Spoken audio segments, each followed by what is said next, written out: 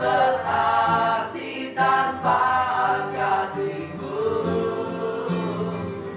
Lahir di hatiku hanya bersama-Mu, Yesusku, rasakan selalu.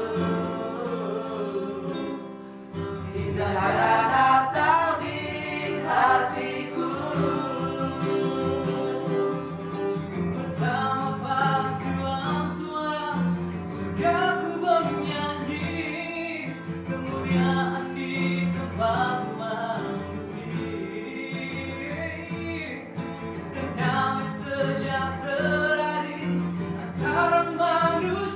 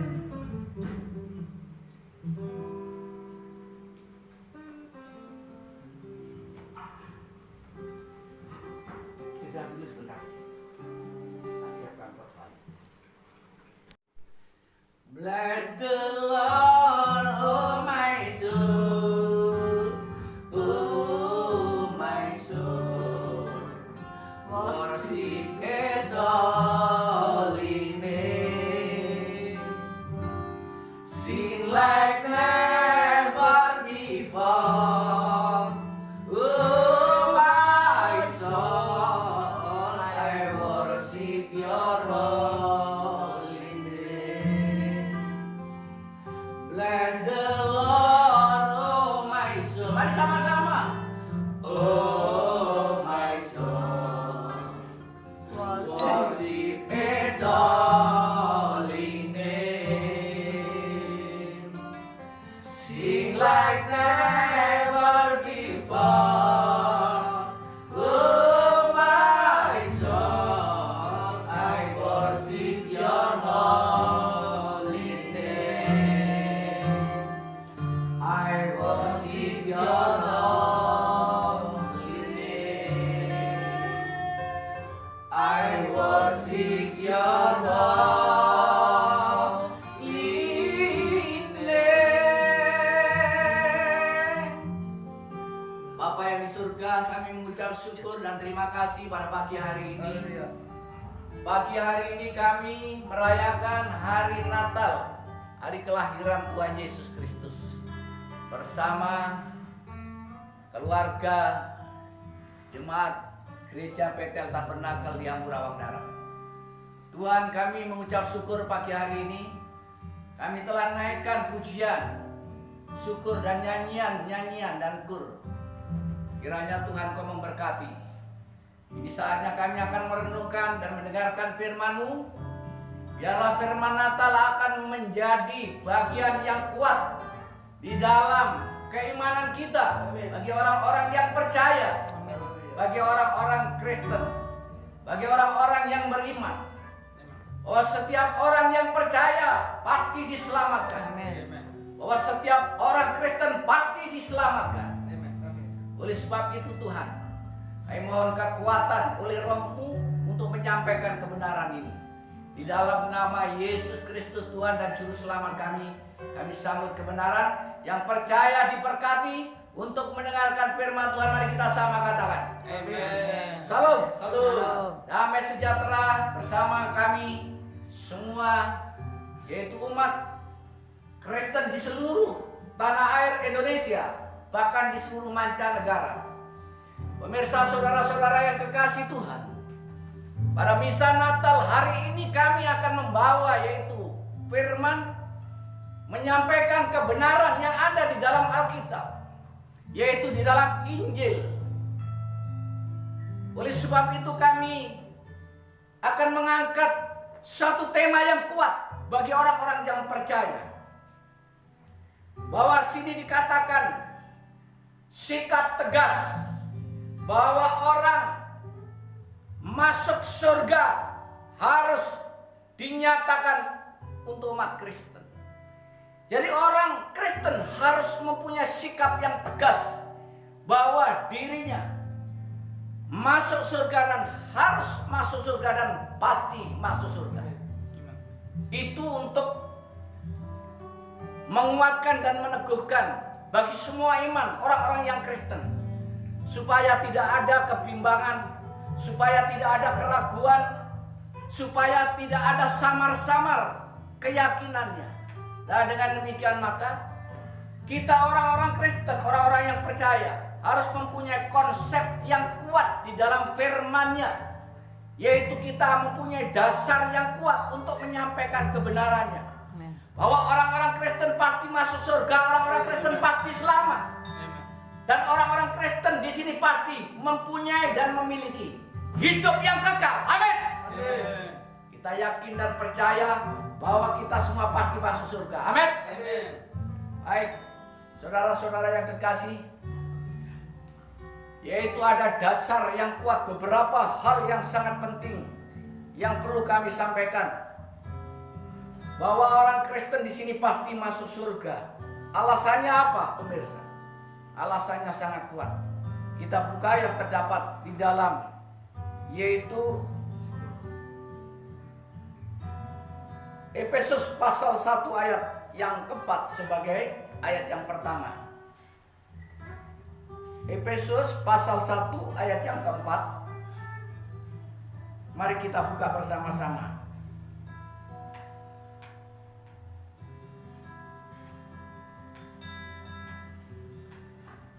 Efesus 1 ayat yang keempat mengatakan, sebab di dalam Dia Allah telah memilih kita sebelum dunia dijadikan, supaya kita kudus dan tak bercacat di hadapannya. Jadi di dalam Yesus Kristus kita telah dipilih Allah sebelum dunia dijadikan. Artinya umat Kristen, orang-orang yang percaya ini memang umat pilihan. Umat yang sudah dipilih sebelum dunia ini dijadikan. Jadi kalau kita di sini orang yang sudah di dalam Kristen, baik itu baru masuk Kristen, baru mungkin sejak sekolah panggilannya, mungkin lewat pekerjaannya, dan mungkin sudah setengah tua STW, bahkan di sini mungkin hampir mati, baru dipanggil Tuhan, itu hanya satu panggilan, pernyataannya, deklarasinya yang ada di dunia ini. Ya, waktunya tidak sama, tetapi sesungguhnya bahwa kita semua ini sudah dipanggil, dipilih, yaitu sejak dunia ini belum dibentuk dan dunia ini belum dijadikan. Ya, ini bagian ayat yang pertama. Lalu ayat yang berikutnya di sini ya, kita lihat punya dasar yang kuat bahwa orang Kristen itu pasti masuk surga. Kita lihat Kolose pasal 1 ayat 13 sampai 14.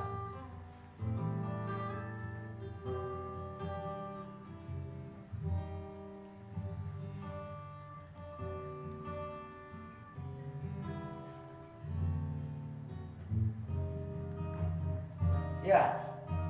Kolose pasal 1 ayat 13 sampai 14. Ia telah melepaskan kita dari kuasa kegelapan dan memindahkan kita ke dalam kerajaan anaknya yang kekasih. Nah, jadi di sini dasarnya kita ini berada di dalam kegelapan. Artinya kita hidup di dalam dosa, berlumuran dengan dosa dan tertutup oleh dosa itu sehingga kita gelap dan tidak bisa kelihatan lagi. Oleh sebab itu Allah yang penuh kasih dan rahmat dan anugerahnya, ya, telah memindahkan kita, mengangkat kita dari gelap, mengangkat kita dari lumpur dosa itu, dibawa yaitu ke dalam anaknya yang terang, yaitu Yesus Kristus Tuhan, yaitu anaknya yang kekasih, anak Bapa, anak yang tunggal, Yesus Kristus Tuhan. Ya, dijelaskan selanjutnya. Di dalam Dia kita telah memiliki penebusan kita, yaitu pengampunan dosa. Jadi apa alasannya kita pasti masuk surga? Karena kita ada pengampunan dosa. Ya, di dalam Yesus Kristus kita mendapatkan pengampunan dosa. Ya, walaupun dosanya merah seperti kirmisi, seperti baju saya ini, maka akan menjadi putih seperti, yaitu Salju. apa? Salju. Salju.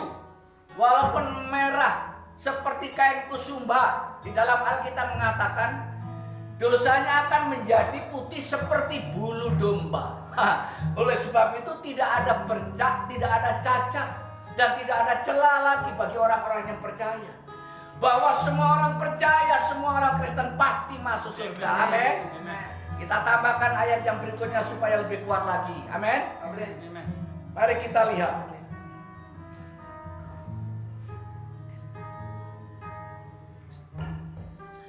Ya, saudara,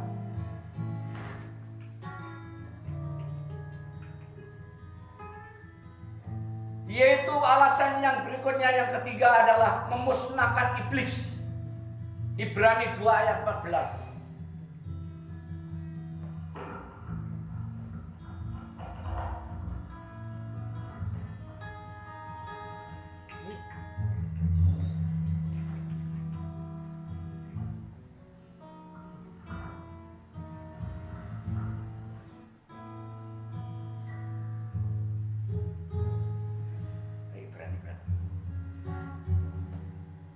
Jadi untuk memusnahkan iblis, pemirsa, baik Ibrani 2 ayat 14 kita lihat.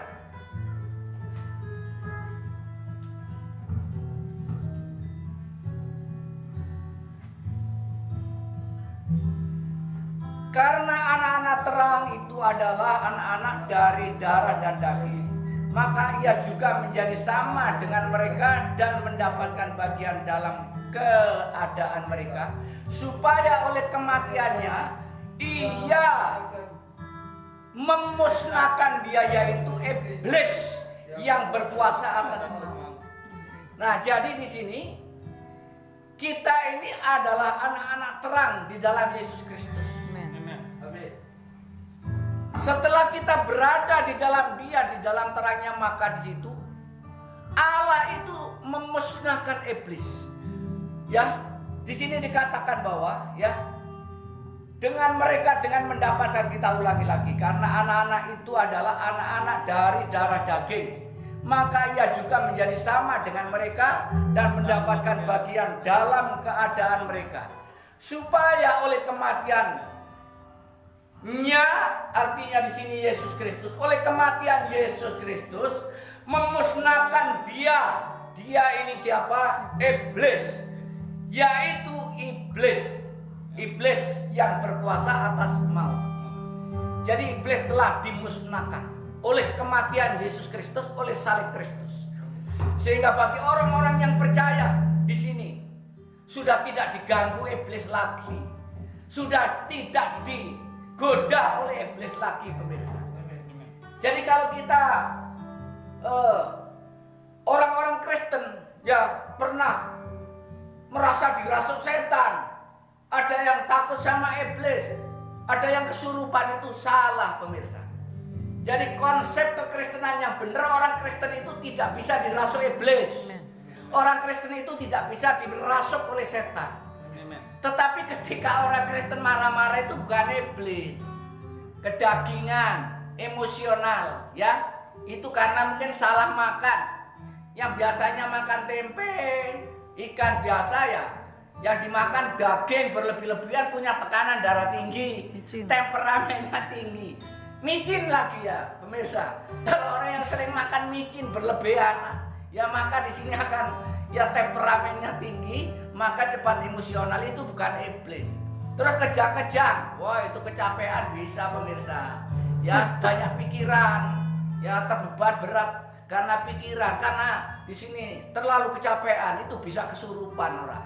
Ya bisa ngame-ngame, atau di situ minum obat. Ya, makanya hindari obat-obatan terlarang. Jangan sampai kita minum obat-obatan terlarang supaya tidak ngomel, tidak kesurupan, ya. Ada orang yang kena, ya itu kena apa namanya itu, obat-obatan terlarang, narkoba. Sana sini ngomong, di pinggir-pinggir jalan ngomong, ngomel-ngomel, ya, seperti orang gila. Lah itu bukan setan, pemirsa. Itu orang Kristen ada yang seperti itu, dan itu bukan kerasukan iblis, tetapi oleh karena gangguan jiwanya, oleh pola hidupnya. Lah oleh sebab itu kita orang-orang yang percaya jaga, yaitu pola hidup kita. Jangan makanan-makanan yang merusak kehidupan kita, jangan minuman-minuman yang merusak kehidupan kita, sehingga di sini kita ya tidak jatuh sakit. Itu namanya sakit, pemirsa. Jadi kalau kita tahu bahwasanya di dalam Kristus iblis telah dikalahkan, telah dimusnahkan. Oleh salib Kristus iblis telah dikalahkan, dan sakit penyakit di sini dihancurkan, kuasanya dihancurkan. Dan kesembuhan terjadi. Ya, kesembuhan terjadi. Kesehatan terjadi. Kemuliaan dan pengagungan bagi orang-orang yang percaya. Dipermuliakan, diagungkan, ditinggikan. Jadi kita yakin dan percaya bahwa semua orang yang percaya pasti diselamatkan. Saya ambil satu lagi ayat, pemirsa.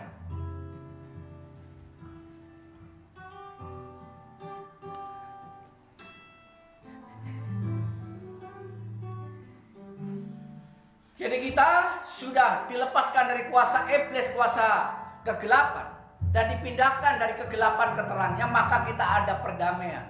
Perdamaian dengan Allah dan pendamaian dengan Allah ini sangat penting, pemirsa. Ini tidak bisa kita lakukan sendiri, cara-cara kita, usaha kita berdamai dengan Allah. Kita mencoba di sini, saya ingin hidup kudus, saya mau berbuat baik. Kita mencoba-coba usaha kita, tidak sanggup, pemirsa, dan tidak mampu. Tetapi Allah sendiri yang mendamaikan kita oleh kematian anaknya yang tunggal, yaitu Yesus Kristus, supaya kita bisa berdamai, hidup berdampingan dengan Allah. Mari kita lihat ini.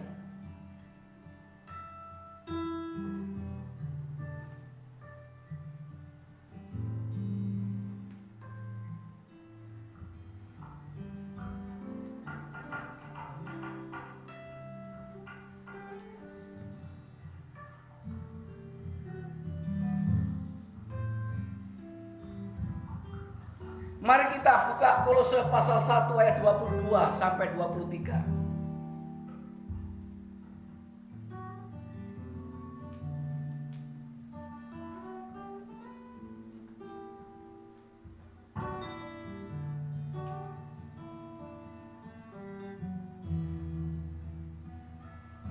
Kolose pasal 1 ayat 22 sampai 23. Sekarang diperdamaikannya di dalam tubuh jasmani Kristus oleh kematiannya, untuk menempatkan kamu kudus dan tak bercela dan tak bercacat di hadapan Allah. Sekarang kita sudah diperdamaikan dengan Allah oleh kematiannya Yesus Kristus, dan kita menempati dan berada di tempat yaitu yang kudus dan tidak bercacat dan tidak bercela. Jadi tidak ada alasan orang Kristen di sini tidak masuk surga, karena kita sudah menempati posisi yang kudus. Kita sudah menempati posisi yang tidak bercacat dan tidak bercela. Bukan usaha kita, bukan kemauan kita, tetapi yaitu oleh karena darah Kristus, oleh karena kematian anaknya yang tunggal. Anak yaitu dari Bapa. Mari kita lanjutkan yang berikutnya. Sebab itu kamu harus bertekun dalam iman, tetap teguh dan tidak tergoncang, dan jangan mau digeser dari pengharapan Injil. Ya, sebab itu kamu harus bertekun dalam iman. Ini artinya apa? Kita harus yakin dan percaya, karena memang kita sudah diberikan yaitu satu keimanan dan keyakinan bahwa kita pasti masuk surga dan kita pasti selamat. Dan kita di sini diangkat dan kita ini dimuliakan oleh Allah. Kita pasti memperoleh kehidupan yaitu yang kekal. Ya, dijelaskan di sini bahwa tetap teguh dan tidak tergoncang. Jadi kita tetap teguh dan tidak mungkin tergoncang. Ya, keyakinan kita di sini karena apa? Karena oleh darah Yesus Kristus. Jangan terlalu dekat supaya nggak kena tangan. Ya. Jadi demikian pemirsa, saudara-saudara yang kekasih, bahwa kehidupan kekristenan itu bukan sekedar kehidupan yaitu keagamaan, bukan sekedar kehidupan yaitu sebagai orang-orang ritualisme dan sebagai seseorang yang religius, yang istilahnya tidak sempurna, religius yang samar-samar, kepercayaan yang tidak fakta, tetapi sangat fakta dan sangat fundamental dan sangat esensial. Karena apa? Dasar-dasarnya yang ada di dalam Alkitab, di dalam Injil ini masih banyak. Ya, lewat ya suratan-suratan yang saya baca ini adalah sangat menguatkan dan meneguhkan bahwa orang-orang Kristen, orang-orang yang percaya di sini pasti diselamatkan dan pasti masuk surga. Nah, di sini dikatakan, dan yang aku ini Paulus telah menjadi pelayan. Jadi dikatakan bahwa Paulus ini adalah satu pelayan yang sungguh-sungguh. Karena apa? Ia memahami kasih karunia Allah. Ia memahami yaitu tentang keselamatannya. Ia memahami bahwa surga itu pasti menjadi miliknya. Dengan demikian dia menjadi Rasul Paulus yang penuh keyakinan yang kuat dan tidak mudah dan tidak bisa digeser oleh apapun keyakinannya. Sekarang ini banyak keyakinan orang-orang Kristen yang sudah tergeser, ya, oleh karena yaitu ilah-ilah, oleh karena di situ adalah yang dikatakan agamawi, ya, itu. Kelihatannya rutinitas, kelihatannya rajin, ya, tetapi di situ kenyataannya, ya, masih yaitu mengalami satu trauma, satu dikatakan di situ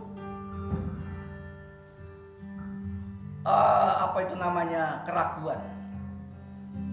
Apakah kamu masuk surga? Saya sudah tes beberapa orang, mengadakan penelitian dan bertanya sama orang-orang Kristen. Ada lebih dari 10 orang yang saya tanya, apa kamu pasti masuk surga? Ada yang mengatakan, ya enggak bisa, ya semua masuk surga. Ada yang mengatakan, apa kamu masuk surga? Ya saya masuk. Ada yang mengatakan yang pasti. Apa dasarnya? Ya dia bisa menunjukkan dan menjelaskan dasar-dasar bahwa ia pasti masuk surga, ia jelaskan.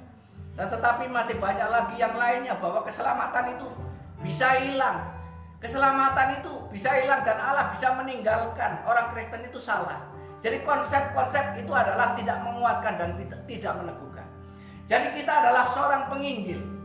Kita harus berani menyatakan, kita harus berani mengatakan bahwa kita orang-orang Kristen pasti diselamatkan dan kita orang-orang Kristen pasti masuk surga. Dasar-dasar ayat inilah yang akan membawa kita di sini lebih, yaitu yakin dan menguatkan dan meneguhkan di dalam kehidupan kita, supaya ya di sini umat Kristen tidak tergoncangkan dan umat Kristen di sini tidak ragu dan tidak bimbang. Umat Kristen di sini ya tidak samar-samar, melainkan mempunyai keyakinan yang teguh, keyakinan yang kuat, keyakinan yang sungguh fundamental, keyakinan yang sungguh esensial.